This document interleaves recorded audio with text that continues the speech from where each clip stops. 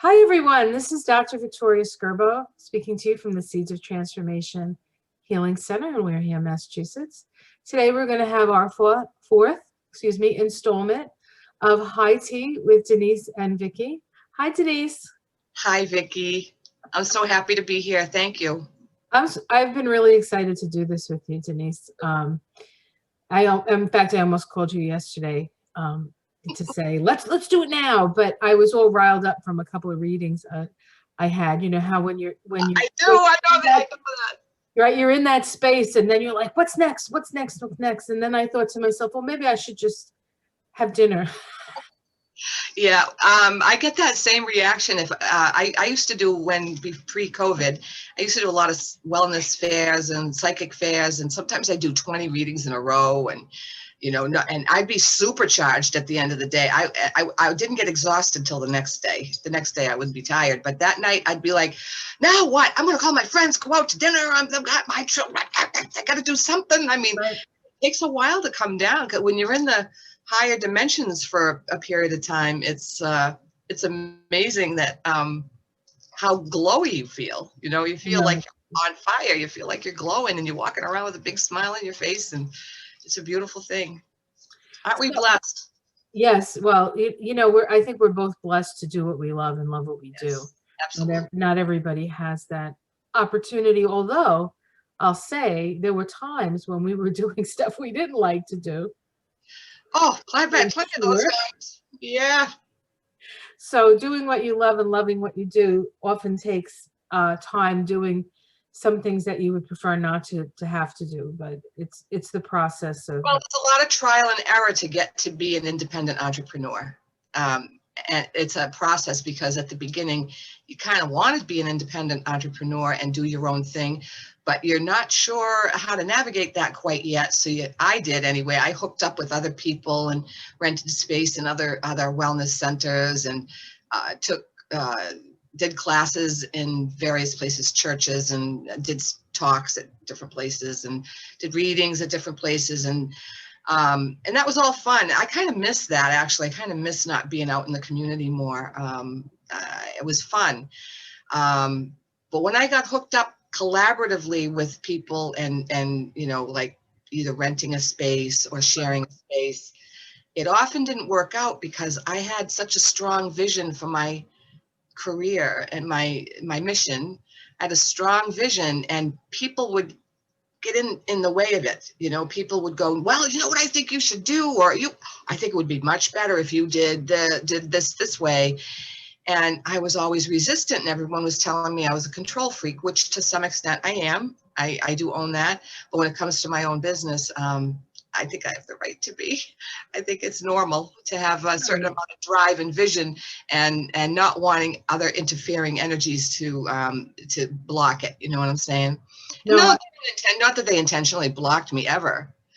It wasn't intentional. They thought they were trying to help me, but it felt like blocking. And I had to learn the long, hard way that I really need to be on my own and do things collaboratively with people, but not be beholden to them, and not owe them money for rent, because once you get into a business contract with someone, then they feel that you owe them something, and it differs in every situation, and then you're beholden to some extent. So I feel so good being on my own. You must too. Well, I've been on. Always been on your own, right? Right. I've been an entrepreneur, except for a small period of time when I worked for another doctor at the beginning of my career, just to kind of get my feet wet. Yeah, I've been self-employed this whole time, and that has its own challenges, because you constantly have to reinvent yourself. And of course, I'm a chiropractor, and most people watching this know that. And through the 90s, and then the 2000s, and the 2010s, and now 2020, right? The insurance changed so much that every time you got a groove, the rules would change, and you'd have to do it in a different way and do it. So if you wanted to continue to grow or continue to even move forward, there was always this sort of constant readjustment. And that was my experience. There are other doctors who didn't have that experience. before, doctors who were older than me that didn't have that experience. Now I don't know, the doctors now may have a little bit different experience because things are getting more organized when it comes to how people run their practice. But one of the things I liked about being a chiropractor was that it was different. Well, I liked it because it made sense to me. I'm like, yeah, so the body heals itself. I like that idea. And I take away the interference to that healing, and I get people unstuck, and I help them, live their potential. And so that all made sense to me. But I didn't want to be under the thumb of anybody but I wanted to be responsible for me. I didn't want to have to depend on anybody. I didn't want to, which of course you depend on people all the time, and you have Well, relationships. there's always certain types of interdependence that are very, very helpful. Interdependence is Well, something you can't do it yourself. we There's can't always this, live any other way. right. But we get to kind of pick and choose where we want to be interdependent and how we want to be interdependent. And the comment about having had experiences with people like trying to tell you what to do, and it's your business and this, that, and the other thing. I think that's one of the challenges when you're an entrepreneur working with other entrepreneurs, because the whole idea of being an entrepreneur is being your own boss. And so it is challenging to get into that, into a relationship sometimes with that. I think collaboration, you do your thing, I do my thing, and we do it together at times, and then we do it separately, is much easier to have to handle when you're used to, being in And charge. in a situation like that you and I have, doing videos together, and we've done other things together in the past. We've done workshops together and different classes and whatnot. We have always had a collaborative, equal, balanced relationship. I wasn't trying to be your boss. You weren't trying to be my boss. You were doing your thing, maybe in my space, or I was doing something, we were doing our independent things at a wellness fair, Right. or whatever. I love collaboration. That's fabulous. I didn't do, when I was in social services, hierarchical stuff. I had to get out. Patriarchal, hierarchical models of business, even though I was in social services, it was still there. Even though it was all women, it was still there.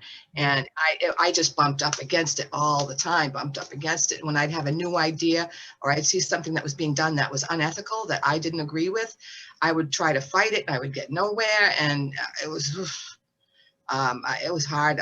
Those systems I have a hard time. I don't fit into systems and boxes very well. I had somebody once say, and I can't remember who it was. It was very sage advice, that when you get involved in a system, like for me, it was the insurance game, right? And I call it a game because it's not like I was making shit up.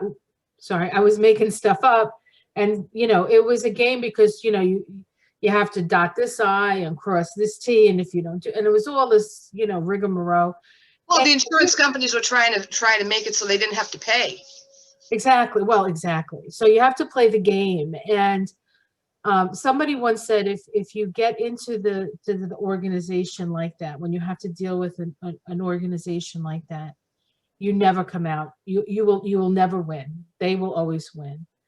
And it's true. And I've had a lot of experience, and I've had some really challenging experiences with insurance companies, not from any fault of my own. It wasn't something that I necessarily did wrong. It was a proclamation that they make, and they say, well, this is how it's done, and you have to. And so there was a time, like, I always considered myself an entrepreneur because I had to pay my own rent. Everything was coming pretty much out of my pocket. And then I would see patients, and I would get compensated through the insurance companies.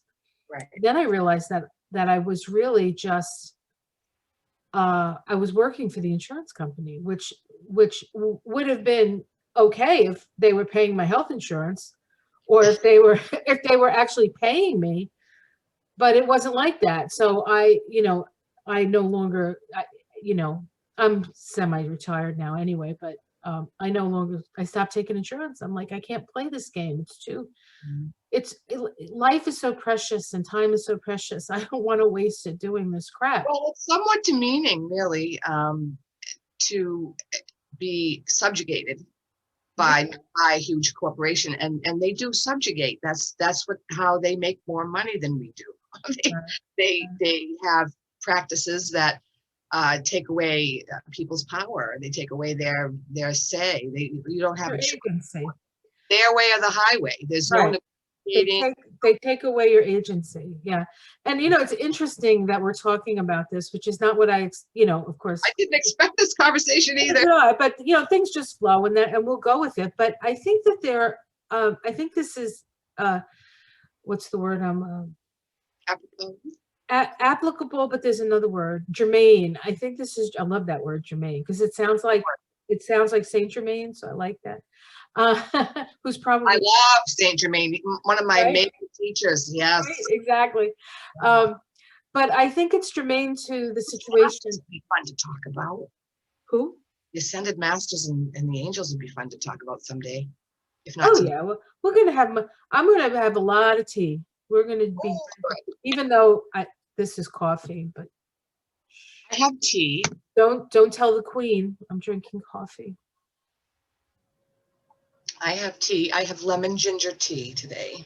Oh, you're good. It's my anti-inflammation drink. Yeah, that's what I should be drinking, not this. But hey, I didn't get much sleep last night. You know how my life goes. I do know. So I think this conversation is germane to what I think a lot of the challenges I think that are coming up for us. In how do you keep your sense of agency and then work in cooperation in a larger whole, right? In a larger whole. And I think that we're at a point in our evolution where we're realizing that we can't necessarily, it's not about one person at the top fixing all our problems. And I think as an entrepreneur, yourself and myself, and also having had experience and exposure to, we'll say, the corporate, and even though I never worked for a corporation really. But you dealt with insurance companies. But right. So, so this feeling of how do you keep your unique sense of self and what you want to accomplish and still be part of a greater whole that has a common goal. And I think that's what we're going to be seeing as we move forward, especially, and this is exciting for the both of us, because on December 21st, which is solstice here in the northern hemisphere. The equinox. No, solstice. No, it's the solstice. It's the winter solstice here. The longest night, the shortest day. But in Australia, where we have our friends down in Australia, it's the longest day and the shortest night. So summer solstice down there. But on that day, the planet Saturn and Jupiter are going to be making a conjunction. Every 20 years they come together. And it's a cycle that deals with how society expands and contracts. How does society grow? What is society based on? And it's going to be happening in the first degree of Aquarius. And for the next 150 years, it's all going to have these 20-year conjunctions are going to happen in air. For the sake of people that don't know what Aquarius means, would you mind just giving a quick rundown? Sure, yeah. Well, of course, Aquarius is about progressive ideals. It's about humanitarianism. It's about the process of individuation. It's about sharing your gifts, but not for self-aggrandizement. No, but sharing your gifts so that you can help the community. And it's all about being creative and being your own being and being your own, having your own vision and following it, isn't it? Isn't it about being, you're doing well, ultimately, yeah. The greater good, but ultimately, yeah, but using your vision and your talents and your abilities to raise all boats, like really raise all boats. None of that trickle down economics BS that the Republicans talked about 40 years ago. And what we find now, where we find ourselves now, is based on that. The only thing that trickled down was we're not going to say anyway. So, but this is something that I think it's the future, and so how do we navigate that? How do we work collectively without losing our individuality? Because we all have experiences to share. Yes. We all have our stories, and those stories come together in a great tapestry.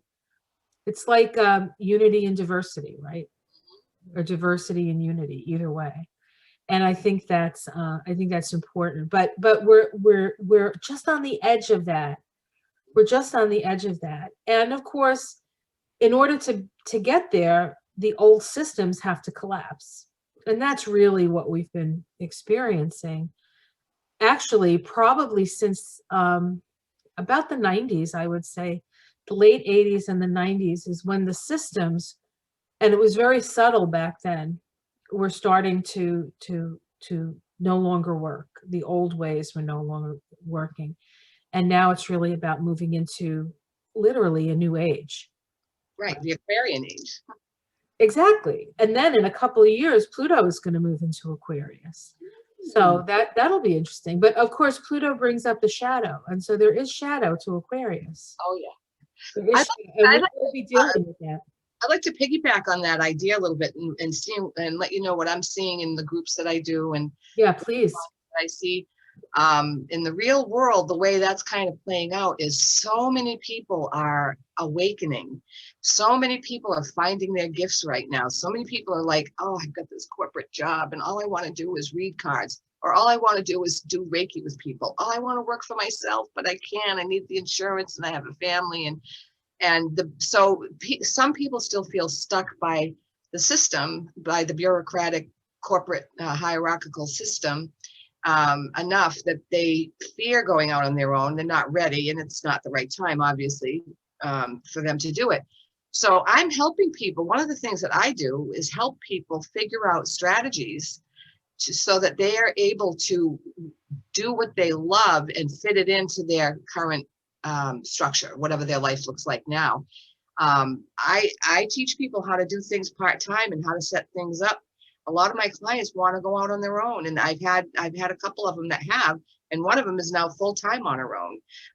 She finally, I watched her, her jobs crumble. A bunch of her jobs just were horrible and abusive and patriarchal and demeaning and all that. But she was learning something in each job. And the last job she had to give up made her know that she knew enough. She knew that she knew enough to take all this experience and turn it into her own business. And now she's thriving. She's working 6 days a week in her own, doing her own thing, her own way. She's her own boss, and she's making money. She's living it. She's living with it. And I think that she had to start it off part-time, and that's a lot of us have had to. I had started my business part-time, but working that in, especially if you have children, is a big topic right now for people. How do I work it in? How do I make the transition? And one of the things that people always have to struggle with is fear of letting go of what they have now, because what they have now feels safe. It feels comfortable. I'm here to tell you, in my experience, even though I loved a bunch of the jobs I had in social work and doing therapy for drug and alcohol involved folks, all the different jobs that I had, they were always for big corporations, smaller like arms of big corporations. And I was doing readings on the weekends. I do intuitive card readings and channeling groups and such on the weekends. But then there were times when I couldn't do it. It just didn't fit in, or I was too tired, or I had 2 kids. I had too much to do on the weekends. And it was a really hard way to get started, but it was the only way that I saw to get started. And Right. That was the only way. And then finally, I had my last social work job. I took a very entry-level job because I didn't want to be a director. I didn't want to be an administrator. I didn't want to be part of the corporate structure. I wanted to be a worker bee. I wanted to go in, do my 8 hours or 6 hours or whatever it was, and go home and have nothing to worry about. But because I had so much experience, and I was like, doing a good job because I, had so many years experience. You can't help but do a good job because you're a conscientious worker. Well, I'm a hard worker, and I have so much experience that they were expecting me to be like, I didn't put down any of my, I said I worked for this company, this company, this company, but I didn't say what my titles were because I knew they wouldn't hire me. If they knew that I was going from director to entry level, I knew they would say you're overqualified or you want my job or something, which I didn't want their job. At Right. that point, I was like, just want to be a worker bee right now. And within 6 months, I got my first promotion. Within a year, they wanted me to run a whole Right. facility. And I was trying to hide my light and I couldn't. And so that didn't work out in the long run. But I'll Right. tell you, it was hard, still hard getting out of that because there was a certain amount of security. Even I went to part-time, and Right. then I went to one Well, day. I knew you when you were still doing a little bit Oh, of you did. that, and it was a big shift and a scary time. I do remember that. I remember Like, walking out my last day of that job going, oh my God, now I'm on my own. yeah, And I mean, I felt that calling me to way. come back. They kept calling me to come back. And I kept saying, no, I quit. What? I'm done. I'm not, why can't you, don't you want to fill in? Don't you want to do a little No. relief? Nope. No. Got my own business now. And the first month was a little, slim. It was a Right. transition. Right. Well, it's funny because I know that feeling when I decided like, nope, I'm not taking insurance anymore. That was a big step because that's how I made my money. And I had to have faith that that was the right decision to make. It was a hard decision, even though I hated every moment of Can we filling talk out about that insurance forms. process a little bit? Because I think that's really interesting. The process of learning how to trust yourself and trust your instincts and have faith that the universe has got your back. And how, if you're following your heart and you're following your own guidance, things flow, they work. When it's time to leave a place, it hurts more than it helps to stay. So when you know you're over with a job, when a person, anybody knows that this job is done, I am done, I can't do it anymore. They wake up dreading it. They feel like they're going to battle every day. They have they can't sleep. They're anxious. They're, all the symptoms of burnout, and they want to leave, but they don't because they're afraid. And I understand that place. I've been there. It's real. It's real. It's a real thing. But when I finally took that last leap of faith, and it was a leap of faith. I knew at that point there was no going back. I had to do my own thing. I couldn't survive. I had 3 nervous breakdowns when I was working in the corporate world. Well, corporate social work is different than corporate Right. insurance, but it's still corporate, and it's Right. still patriarchal. And It's like the worst of both worlds. oh, it is the worst. Yeah, you don't even get as a director of a social services agency, you make a quarter of the money that a director in an insurance company would make. Right. So you get the lowest pay, the least amount of resources to work with, and the most stress because you're dealing with people's lives. You're dealing with people Right. who are in sometimes life and death and precarious situations. So, ugh, I And give myself people, a pat on the back for living through it. And I did a lot of good work along the way, and some of it I enjoyed. It right. wasn't all bad. Right. And people who were already on the edge. I mean, you're, On the I margin of mean, society, really, truly. I think that's why there's so much burnout in social services.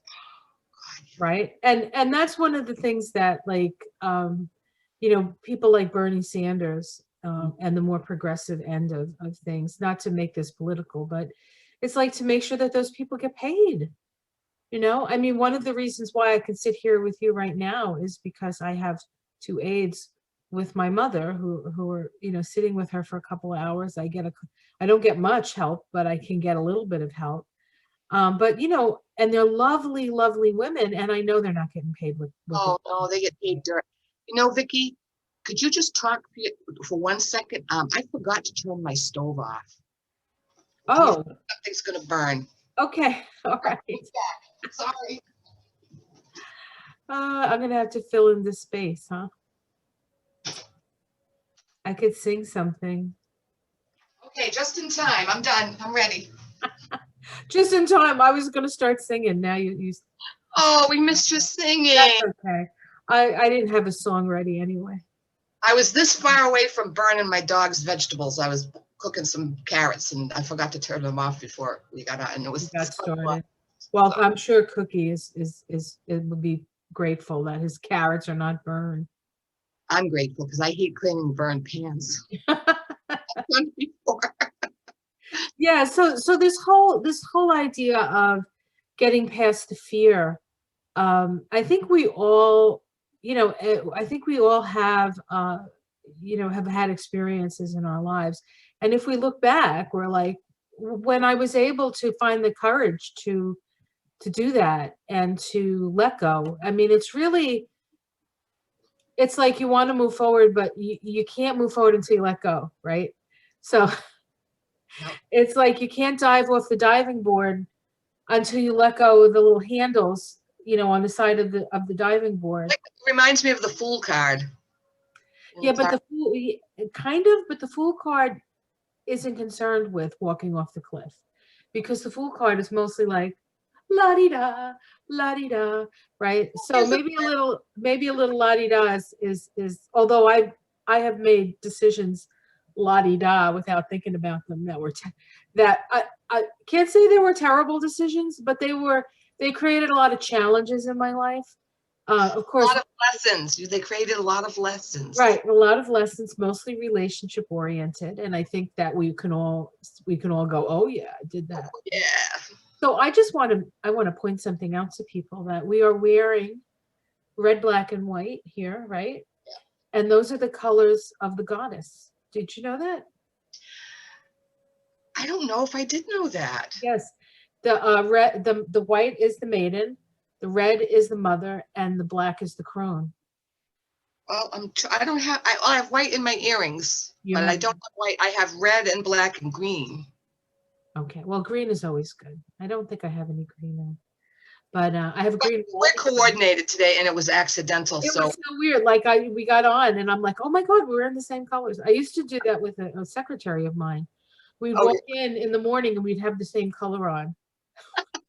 Like, it so was a lot of fun though. so do you think that this is very auspicious for the two of us speaking today, wearing goddess colors? And Of course it is. Of course it is. And I think that's that's, you know, a sign that the goddess is with us, perhaps.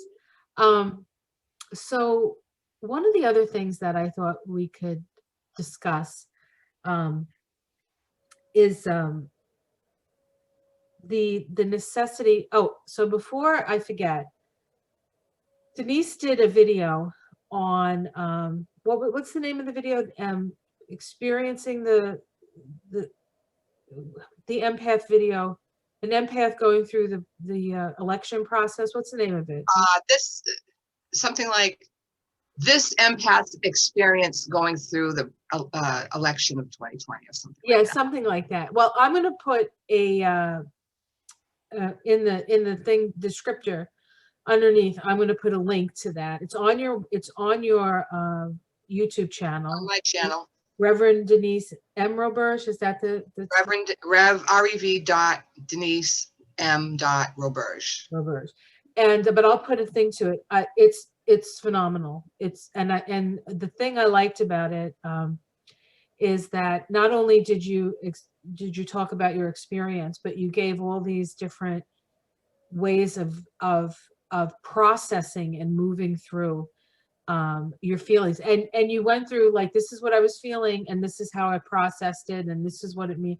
It's for anybody who's struggling, especially now, because you know you know, he won. I mean, Biden won, there's no doubt about it. All of this other stuff is just smoke, the continuation of smoke and mirrors, and trying to get us off our center. So I think it's going to be very helpful for people. So I just wanted to mention that before we got. I'd like to say too that one of the major aha moments in that video is about, I mean, I don't want to talk about the video forever. I just want to make this one point. Sure.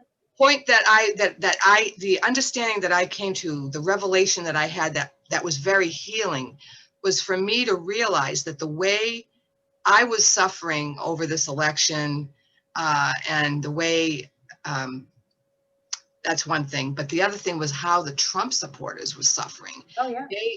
They were suffering, deeply, deeply suffering. And what I realized was they are now 49% of the population, maybe not 49, maybe not all Trump supporters are suffering, but in any case, a huge number of people are suffering because Biden is the president. And it brought me back to how I felt when Trump was elected. That took me a year of processing, and I don't know how many hours with mentors and my therapist and everything else to get to a place where I felt safe on the planet. It was outrageously scary for me to have that sociopathic narcissist running the country, and he triggered me and triggered me and triggered me and triggered me, and he triggered everybody. I mean, but you know, now all Trump supporters are feeling the same way. And what I realize is we're all one, you know, we're all one. We all have the same types of experiences. We all have feelings. And what I got from that was I need to have compassion for the people that disagree with me, not because they need my compassion, but because it makes me feel better. I feel good to be able to say I have compassion now because I suffered like you did. Am I some great, you know, am I a perfect person? No, but it took all that suffering to get to the place where I recognized that, yes, the Trump people deserve some compassion as well. Just like, you know, like, I don't know. That's all. Yes. When it finally came down as to who won, I sort of, there were a couple of my friends, like a lot of people who were Trump supporters.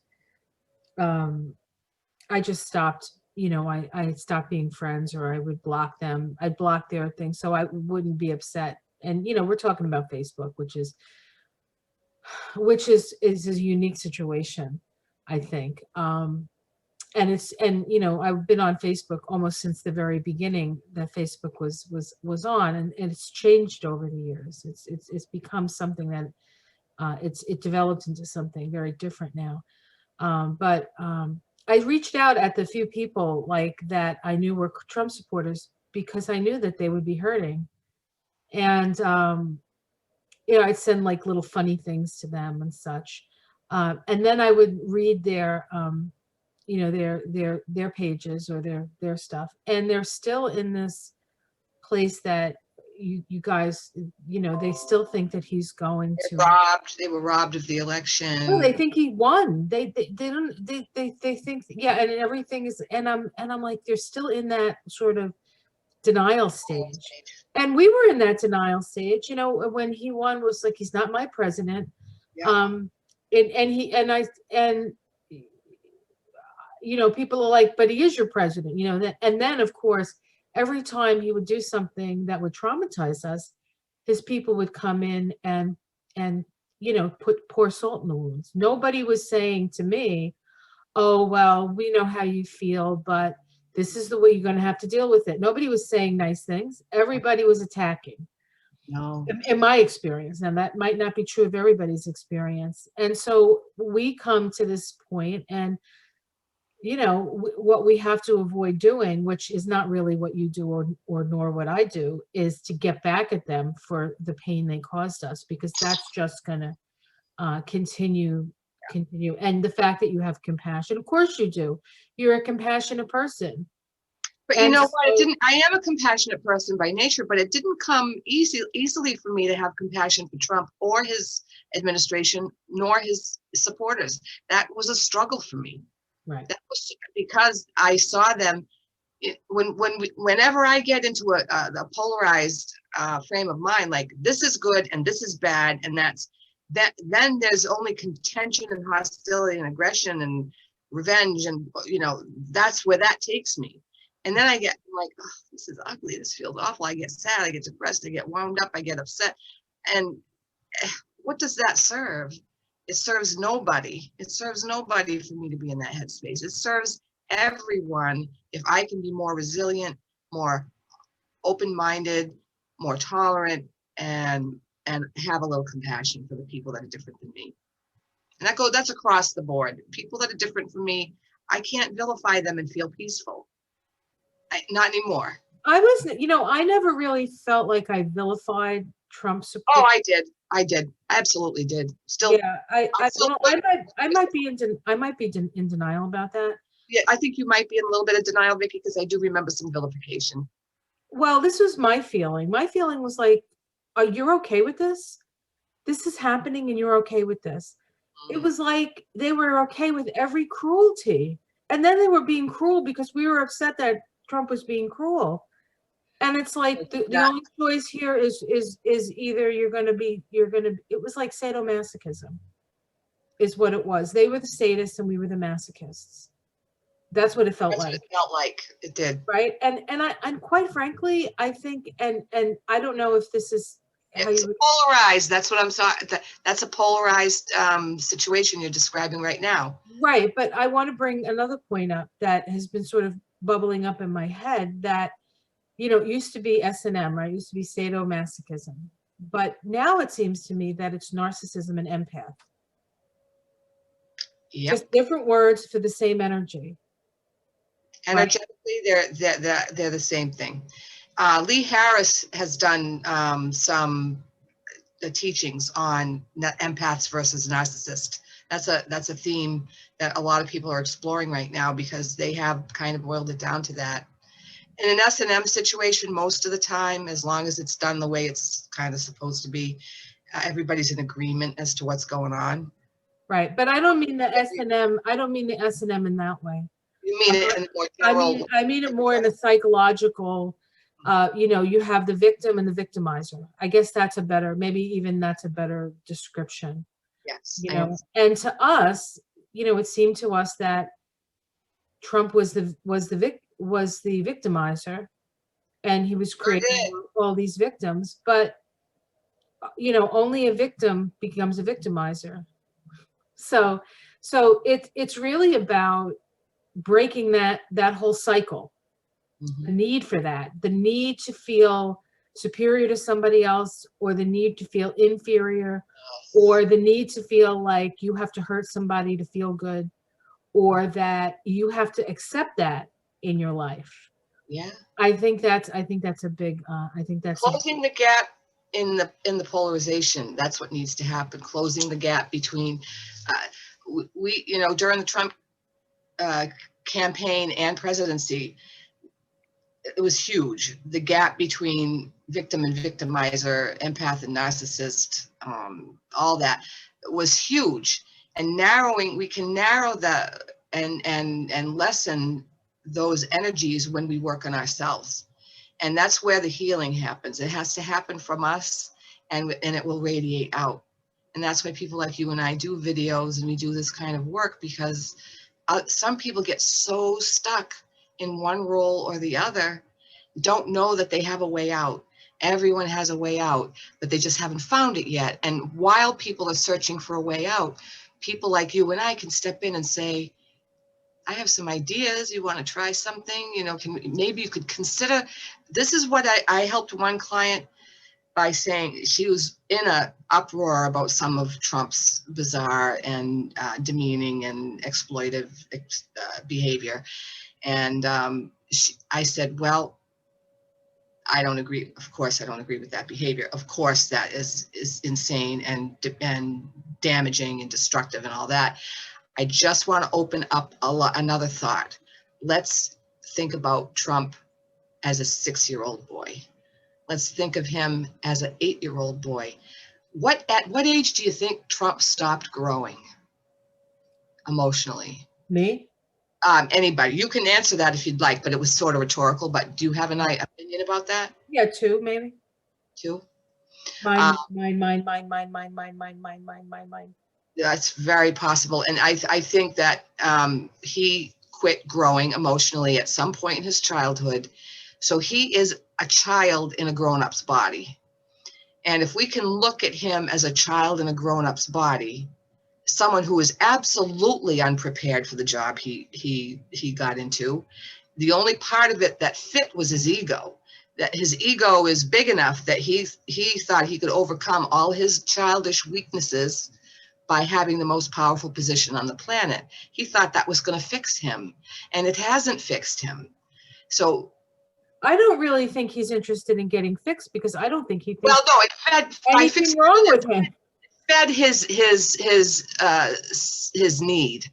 It fulfilled his need to be the top dog, his need to be the alpha male, or to appear to be the alpha male. But nobody can be an alpha male when emotionally they're 2 years old.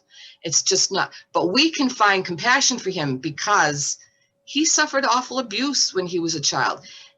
He is off the charts different than most people his age, because he isn't most people. He isn't his age. He isn't there. Intellectually, he learned a few things. Emotionally, he's so needy. He's so needy, so needy. And looking at him as a needy person as opposed to a brutal person that could ruin someone's life, not as opposed to, in addition to, it just helps to humanize him a little bit, and to take some of the sting out. I just can't, I'm not sure if I'm being clear. Are you understanding the point that I'm making? Absolutely. I mean, I've actually had compassion for him as a soul since the very beginning. I mean, I was like, Well, I didn't at the beginning. oh, I did, because I was like, I would not in any way for a moment, a minute, or a second want to be in his head. He is so tortured. But that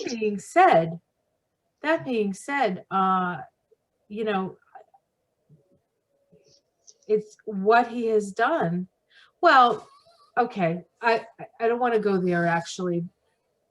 I feel like, everybody serves a purpose, and he's an entity that goes purely by instinct, purely by id, purely by he has an uncanny ability to read the energy, and he I think say And make use of it, take advantage, utilize it for his own he's gain. an opportunist. He's like the ultimate opportunist. And he's the ultimate opportunist without any scruples. Mhm. And so what an entrepreneur does is an entrepreneur takes opportunity and utilizes it to their advantage. We can get into that, right? We could say that that's true, but it has to be done with integrity, and it has to be done not to hurt other people or to make yourself better than anybody else, but to make the Create a world a situation better where you can place. be as effective a person as you can be and follow your heart's mission. So what he is really symbolic of is unbridled capitalism, manifest destiny, pure id, I rule the world, all that stuff. All of that is the old age. All of that is coming down. And we had to get, unfortunately, for those of us who are already a little bit further on I don't want to sound like I'm a hoity-toity, but perhaps more evolved, more older souls. We're like, this is wrong. This is not, It's not, certainly. the blessing of having him as a president, we're witnessing in real time and in physicality what's going on from the grander energetic perspective. In the grand energetic perspective, the systems, as you talked about earlier, are crumbling. The new age is coming in, the old stuff's moving out. We're watching this happen. Trump is devolving. He's not increasing in power, he's devolving. He's We're actually, I don't, yes, and everything you said is correct. I just want to make one caveat to that. okay. We're not witnessing it. We're the midwives birthing the new order. We're the midwives birthing the new age. And all of us here who are doing our best to shine our light in the darkest of times. That's what we're doing. We signed up for this. Yeah. We signed up for this, and it's really sometimes really, really hard to bear witness to what's been going on. And, you know, I'm bearing witness from afar. He did not grab my genitalia. He did not put me in a cage. He did not take me away from my mother, right? But I feel all those things. So on a certain level, it's like I'm kind of in a much better position than people who are actually going through that. But I'm sure there've been lifetimes. Vicarious trauma and the witnessing of trauma is trauma.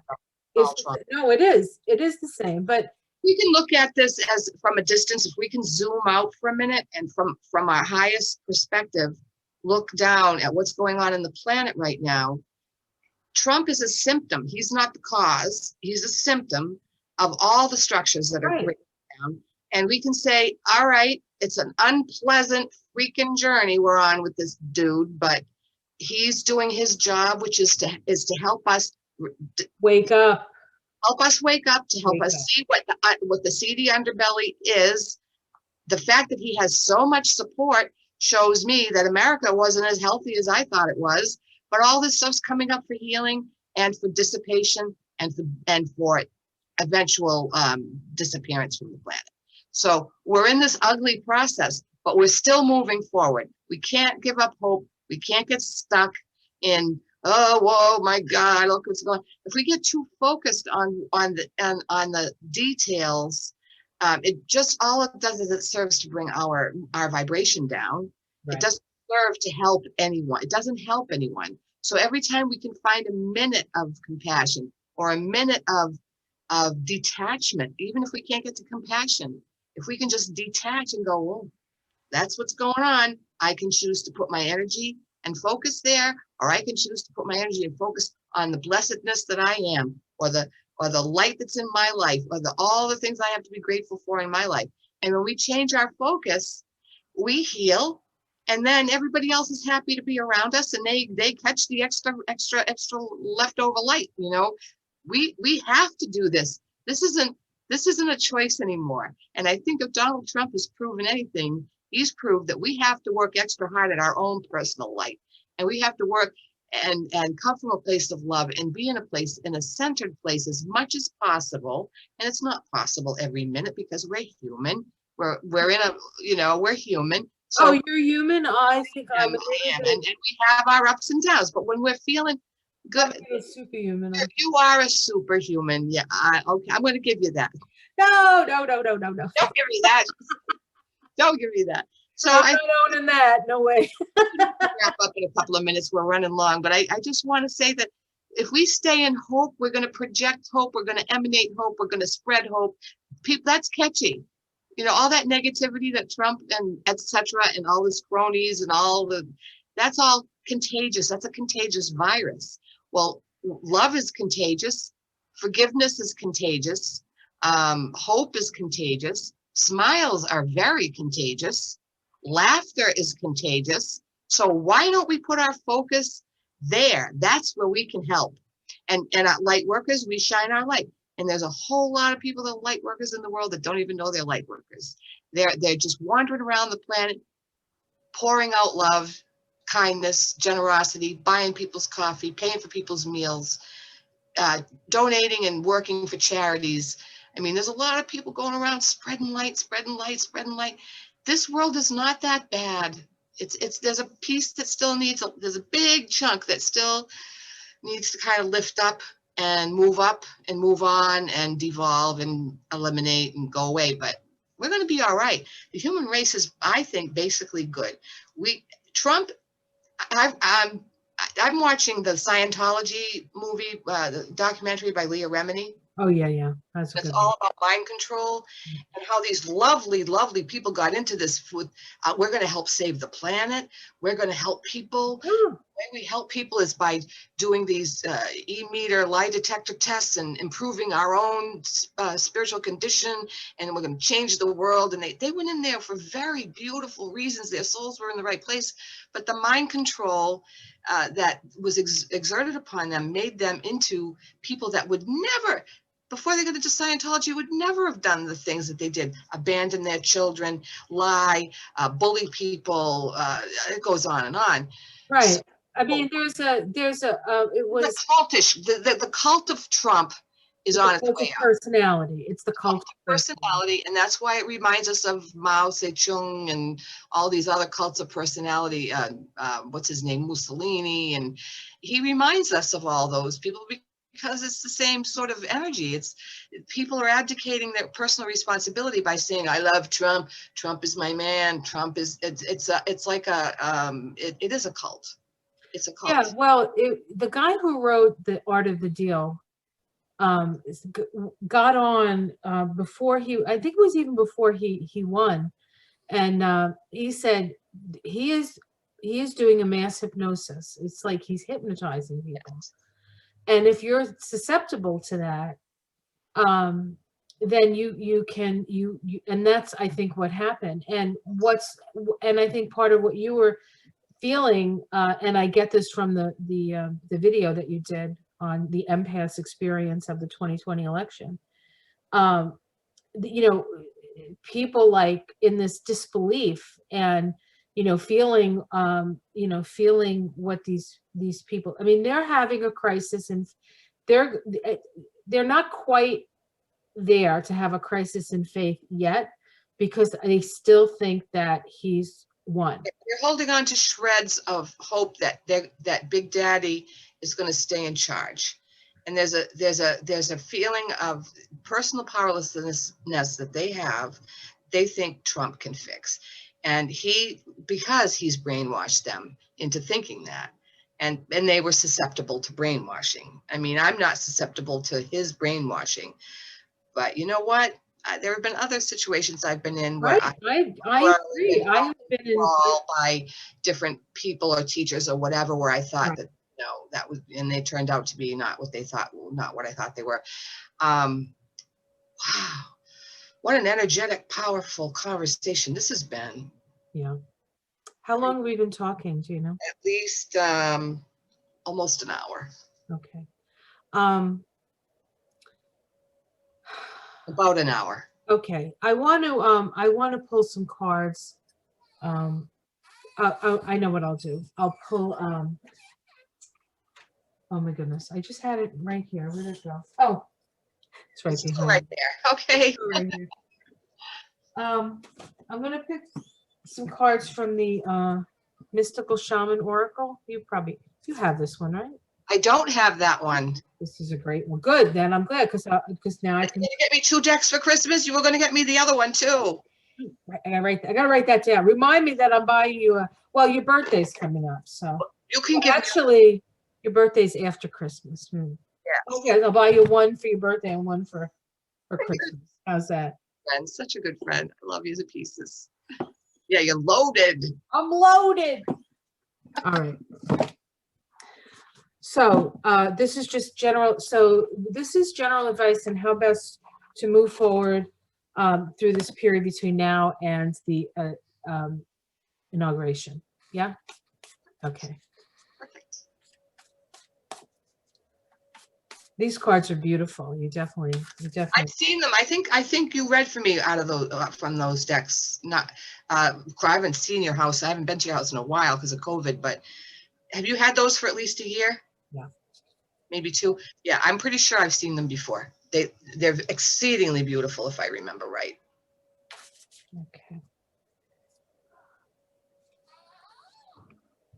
Beauty Way. Beautiful. I love that. Oh, that's gonna. You know what I love about that? It's got a fairy or a dragonfly or something. Mm-hmm. I couldn't quite tell the difference. Oh, that's beautiful. Oh, that feels so good in my heart. I love the energy of that card. All right, the Beauty Way. Number 4. That's interesting because we're in a 4-year. We're in a 4-year. 2020 is a 4-year. Yep. And 2020 is about seeing clearly. I Right. can see clearly now. Oh, The the rain rain is is gone. gone. I can see all obstacles in my way. That's the first time I ever sang in a video Yay. class. Gone are the dark clouds that had me blind. It's gonna be a bright, Bright sunshine. bright, sunshiny day. I think I can make it now. The pain is gone. All of the bad feelings have disappeared. Do, do, do, do, do, do, do. Here is the rainbow I've been praying for. It's gonna be a bright, Bright. bright, sunshiny day. Okay. All right, we're going on the road, Vicki. The beauty way is both the path that you travel and a daily practice. The path is here where you choose to perceive only beauty before you, behind you, and all around you. And as you and wait, around you as you journey through life. Sorry, I got to get new glasses. This practice is where you take action to bring beauty into every situation you are in.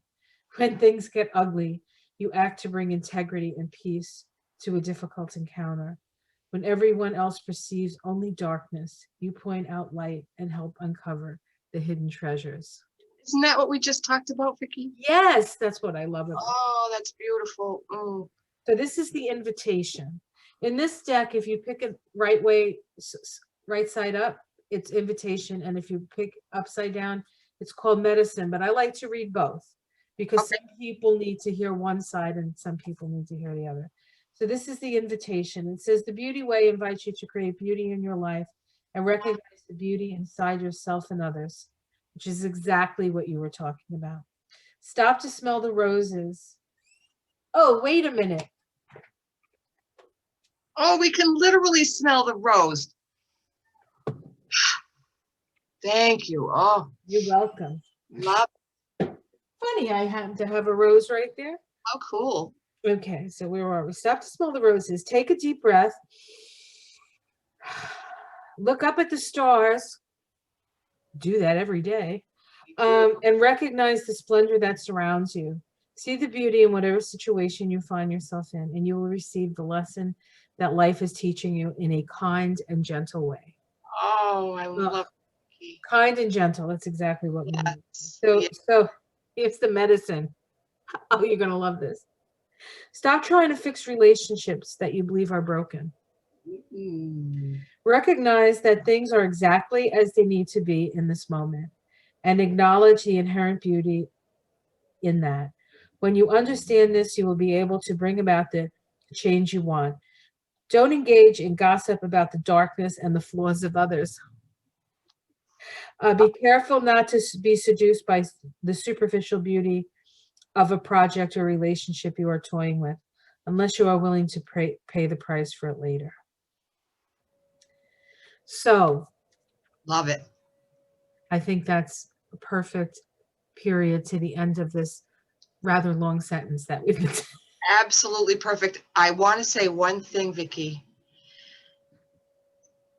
I have gotten some feedback about our high teas from people, Oh, okay. and a few people have said, I wish I had a friend like Vicki, or I wish I had a friend like you, depending on the point of Oh, view. they do. People love our friendship. They appreciate how we are so easy with each other, and we talk back and forth, and we enjoy each other so much. They're feeling that. They're feeling our love for each other, and I think that's one of the most wonderful things that you and I do together is we project such respect and love for each other. People feel it, and it's beautiful to me. It's just beautiful. I'm so grateful for the feedback like that. I'm grateful for all the feedback, even for the people that challenge me. I also like to be challenged, so it's all good. It's all good. It's a blessing. Thank you, Vicki. Thank you, my friend. And this has been another lovely tea. We will do this again. I ran out of, I don't know how to say four in French, so Oh, cut. How do you say it? Q-U-A-T-R-E. Kosh? It's Katra, but Kosh. that would be in English. In French, it's Oh. Katra. All right. Well, I'll leave you to say it. Q-U-A-R-T-R-E or something like that. Katra. Well, 4, 5, whatever. Quitra. I'm always happy to do this with you, honey. This is I am too. always fun and enlightening, and Such a blessing. we'll see next time. We're not gonna talk about what we're gonna wear next time either. So we'll see if we No, we'll see what we will either compliment each other or we will coordinate with each other, one or the other. Well, we always coordinate, right? We do. All right, sweetheart. Much love to everybody. Thank you for joining us for our little high tea, and we will see you again soon, right? Very soon. Very soon. Okay. Within a week, I hope. Oh boy, she's Or a week and a half. pushing me. I can do it. I think we'll see what we. Hey, any suggestions for if anybody has any suggestions about perhaps what you want us to discuss, even like if you have some thoughts or ideas, we'd be happy. We're open to suggestions. There's no promises that we'll get to all of them, because we often go the road that opens up before us. We mostly don't know what we're going to talk about actually when we get started, so it's true. but it always seems to work. Can you share Cookie? Sure. Cookie, the audience wants to see you. Come here, baby. Cookie is the cutest little boy. We're gonna go say hi to Vicki. Okay. He's heavy too, so she's Heavy. don't hurt yourself. I'm not. He's little but mighty. Little but mighty, and he has a mind of his own. He's a very strong-willed young man. Hi. Oh, look, kisses. He loves his mother. Cookie. This Cookie Wookie. Oh, there's the boy. Hi, Cookie. Isn't he the sweetest thing? What a face, huh? He's very sweet. Like, oh, got it. We're gonna lick her. Okay, back to licking. Well, thank you for letting me show off my Cookie. He's, for those who are curious, he's Beagle and Corgi, and possibly a little Dachshund, but mostly Beagle, Corgi. Yeah, those are both very willful. Mm-hmm. He's a willful little guy. All right, we should really get off now, and I love it. I love you all. Thank you, everybody. Take care, everyone. Blessings.